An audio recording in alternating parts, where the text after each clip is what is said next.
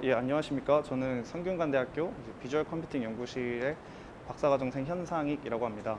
예, 제가 오늘 소개시켜드릴 논문은 셀프 슈퍼바이드 비디오 겐이라는 논문으로 CEPR 2021년도에 소개된 연구이고요. 그럼 이제 발표 시작하도록 하겠습니다. 저희 연구는 기본적으로 비디오를 생성하는 겐에 대해서 다루고 있습니다.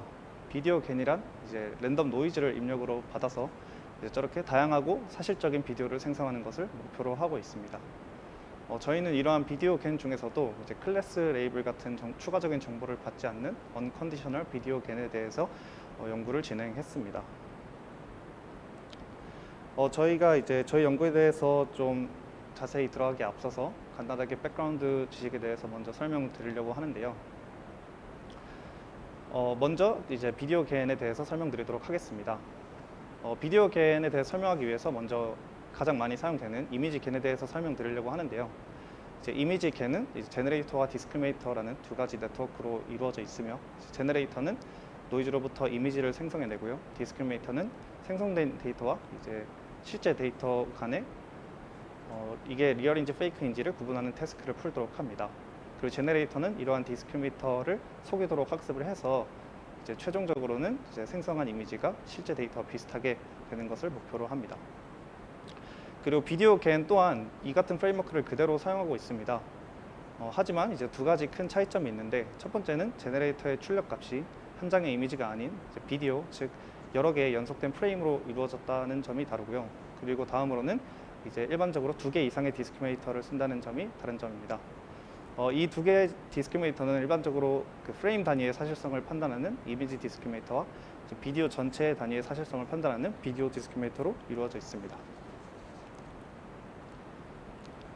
그리고 저희 연구와 가장 밀접한 분야 중 하나는 이제 셀프 슈퍼바이드 러닝인데요. 셀프 슈퍼바이드 러닝은 언슈퍼바이드 러닝의 일종으로 이제 데이터만 가지고 레이블 없이 피처 익스트랙터를 학습하고, 그리고 이 학습된 피처 익스트랙터를 이제 다른 태스크의 이제 초기 웨이트 값으로 사용할 수 있도록 하는 분야입니다.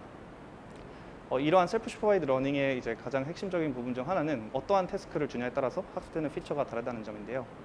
그에 대한 예시로 이제 왼쪽과 같은 직소 퍼즐을 푸는 태스크를 주면은 저는 이제 로컬 패치 간의 상대적인 위치를 파악할 수 있는 이제 정보를 학습한다고 알려져 있고요.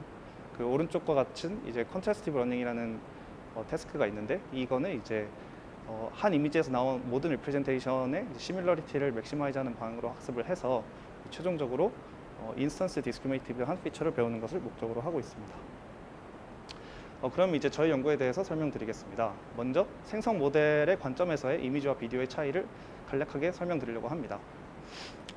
이미지는 일반적으로 이제 높이와 너비 그리고 이제 3차원 RGB로 이루어져 있는 데이터인데요. 이러한 이미지를 이제 사실적으로 만들기 위해서는 이제 공간축으로의 사실성만을 따지면 됩니다. 하지만 비디오는 이제 이러한 데이터와 달리 이제 템포럴 디멘션이 추가로 들어가게 되고요. 그리고 이게 들어가게 됨으로써 이제 단순히 공간축으로의 사실성이 아닌 이제 시간축 또한 고려를 해야 합니다. 그래서 이거는 이제 이미지를 생성하는 것보다 훨씬 더 복잡한 문제라고 볼 수 있을 것입니다. 그리고 저희는 이러한 문제를 컴플렉시티를 좀 줄이기 위해서 생성되는 비디오에 대해서 추가적인 제약을 주는 방향으로 연구를 진행했습니다. 그래서 저희가 이제 먼저 접근한 방식은 사실적인 비디오를 생성하는데 필요한 조건은 무엇이 있냐입니다. 그래서 저희는 이제 두 가지를 생각해내는데, 첫 번째는 이제 비디오 내 외형은 그 일관성이 있어야 된다라는 점입니다. 예를 들어 사람이 웃는 비디오가 있다고 하면은 그 사람의 이제 아이덴티티는 그대로 유지가 되어야지 이런 게 바뀌면 안 된다는 것을 의미합니다. 그리고 또 다른 하나는 이제 한 비디오 내에서 움직임 또한 일관성이 있어야 된다는 것입니다. 이 움직임의 일관성이 있다는 것은 이제 비디오 내의 전체적인 맥락이 일관성이 있어야 된다는 것이고요. 예를 들어서 이제 한 비디오 내 프레임의 순서가 무작위로 주어진다면은 이는 이제 전체적인 맥락을 따르지 않는 비디오가 될 것입니다. 그래서 저희는 이러한 조건들을 이제 셀프 슈퍼바이드 태스크로 치환해서 이제 접근하였습니다. 그래서 먼저 이제 외형의 일관성을 이루기 위한 슈퍼바이드 태스크에 대해서 설명드리려고 합니다. 먼저 저희는 이제 어피어런스, 외형이라는 개념에 대해서 정의를 했는데요. 이는 이제 비디오 내 모든 프레임이 이제 동일하게 가지고 있는 정보라고 가정을 하였습니다. 즉 이러한 이제 어피어런스의 리프레젠테이션은 이제 한 비디오 내 모든 프레임이 동일하게 가지고 있는 정보를 뽑게 되면은 그거는 이제 어피어런스라고 볼 수 있게 될 것입니다. 저희는 이러한 개념이 이제 기존의 컨트래스티브 러닝의 접근 방식과 비슷하다고 생각하여서 이제 한 비디오 내 모든 프레임의 리프레젠테이션이 이제 시뮬러리티가 높아지도록 학습하였습니다. 그리고 이런 태스크를 이제 어피어런스 컨트래스티브 러닝이라고 이름을 지었습니다. 그 다음은 이제 모션 코헤런스에 대한 얘기입니다. 저희는 이제 비디오 전체 맥락의 일관성을 이제 비디오의 순서를 뒤섞고 이제 이 비디오로부터 이제 원본 순서를 맞추는 태스크라고 생각을 하였습니다. 그래서 이제 뒤섞인 비디오로부터 이제 원본 순서를 맞출 수 있다는 것은 이제 해당 네트워크가 비디오의 전체 맥락에 대해 파악할 수 있다고 생각하였습니다. 그래서 이런 태스크를 모션 코헤런스에 대한 태스크라고 생각하였고 이를 이제 템포럴 스트럭처 퍼즐이라고 이름을 지었습니다. 저희는 앞서 말한 이제 태스크를 비디오 겐에 활용하여 이제 생성되는 비디오에 제약을 주려고 했습니다. 이 말인즉슨 이제 제너레이터와 디스크리미네이터가 단순히 어드버서리얼 러닝을 하는 것이 아닌 셀프 슈퍼바이드 태스크 또한 풀도록 만드는 것입니다. 이를 통해 어피어런스와 모션에 대한 리프레젠테이션을 모든 네트워크가 학습을 하게 되고 이제 생성되는 비디오 또한 이제 어피어런스 콘시스턴시와 모션 코헤런스가 충족된 비디오를 생성하게 될 것입니다.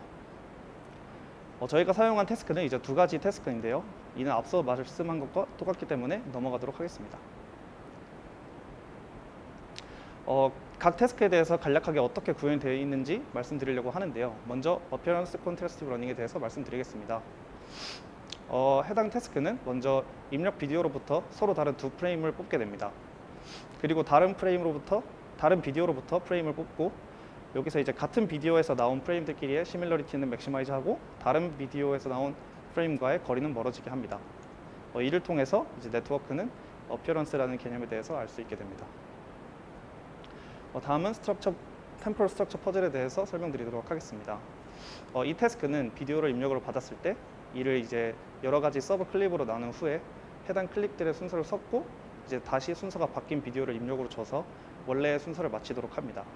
이를 통해서 이제 네트워크가 모션에 대한 개념을 알 수 있게 하였습니다. 저희는 이제 두 가지 셀프 슈퍼바이드 태스크를 겐 프레임워크에 맞추기 위해서 디스크리미네이터를 인코더로서 사용을 하였습니다. 어피어런스 컨트래스티브 러닝은 이제 프레임 단위의 태스크이기 때문에 이미지 디스크리미네이터에 해당 태스크를 풀도록 주었고요.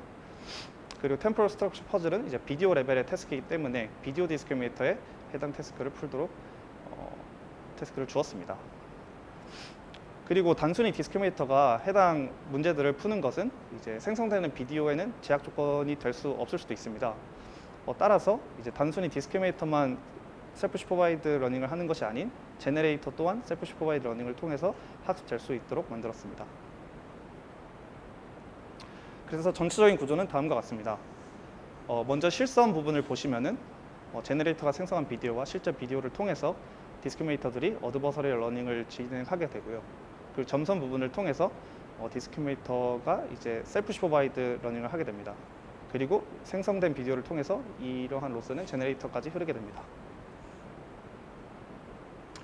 저희 태스크의 이제 총 오브젝티브 펑션은 다음과 같습니다. 여기서 이제 남색 박스에 해당하는 부분은 기존의 어드버서리얼 러닝에 대한 로스이고요. 그리고 노란색 박스 부분이 추가되는 셀프 슈퍼바이드 러닝에 대한 로스라고 보시면 될 것 같습니다. 여기서 주의할 점은 이제 어드버서리얼 로스는 보시면은 제너레이터와 디스크리미네이터가 서로 반대되는 방향으로 학습을 하고 이제 노란색 로스는 이제 서로 같은 방향으로 학습한다는 점이 특이한 점입니다. 저희의 실험 결과에 대해서 간략하게 설명드리겠습니다. 저희는 이제 사람 얼굴 데이터셋과 액션 데이터셋에서 실험을 진행하였고요. 모든 데이터는 이제 시간축으로는 16프레임, 그리고 공간축으로는 64x 64픽셀을 사용하였습니다. 저희는 이제 평가 지표로 FVD라는 평가 지표를 사용했는데 이는 실제 데이터와 가짜 데이터 간의 딥러닝 피처 상에서의 분포의 거리라고 보시면 될 것 같습니다. 저희는 두 가지 베이스라인에 저희 방법을 붙였을 때 정량적 지표가 향상되는 것을 보였습니다.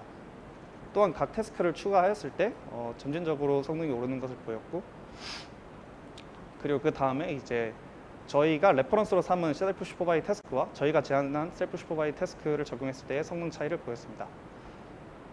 그리고 오른쪽은 이제 생성된 비디오의 예시입니다. 마지막으로 저희의 태스크를 요약하자면은 저희의 연구는 이제 처음으로 비디오 겐의 셀프 슈퍼바이드 러닝을 적용해왔다는 점이고, 그리고 두 가지 새로운 셀프 슈퍼비전 태스크를 제안했다는 점입니다. 그리고 마지막으로 이제 제너레이터의 구조와 상관없이 이제 스테이트 오브 디 아트 퍼포먼스를 냈다는 점이 저희 연구의 컨트리뷰션이라고 보시면 될 것 같습니다. 예, 지금까지 발표 들어주셔서 감사합니다. 혹시 질문 있으시면 해주시면 감사하겠습니다. 네, 저기 발표 잘 들었습니다. 예, 저기 인공지능학과 박성민 연구원님께서 질문을 주셨는데요. 비디오간에서 비디오 디스크리미네이터뿐만 아니라 이미지 디스크리미네이터까지 두 가지의 디스크리미네이터를 사용하는 이유가 있습니까? 일반적으로는 이론적으로는 비디오 디스크리미네이터만을 사용해도 비디오 겐의 학습이 가능하기는 합니다. 근데 실제로 이제 디스크리미네이터가 완전하지 않다 보니까 그렇게 학습을 하면 퀄리티의 저하를 불러오게 되고요. 그래서 이제 일반적으로는 프레임 단위의 사실성까지 추가로 판단할 수 있는 이제 이미지 디스크리미네이터를 추가로 둬서 학습에 사용을 합니다. 네, 감사합니다. 예, 저도 짧게 하나만 여쭤볼게요. 그럼 이것도 그러면 가짜 동영상을 만드는데 도움이 되는 기술인가요? 고퀄리티의 가짜 동영상을 만든다. 그러면 기법을 적용할 수 있나요? 가짜 얼굴. 예, 저희는 일단은 노이즈로부터 생성하는 언컨디셔널 겐에만 이제 실험을 진행해서 일반적으로 고해상도를 생성하려면은 입력 이미지를 바꿔나 하는 특징이 있지 않습니까? 이제 그러한 상황에서의 실험은 해보지는 않았습니다. 알겠습니다. 네, 감사합니다. 네.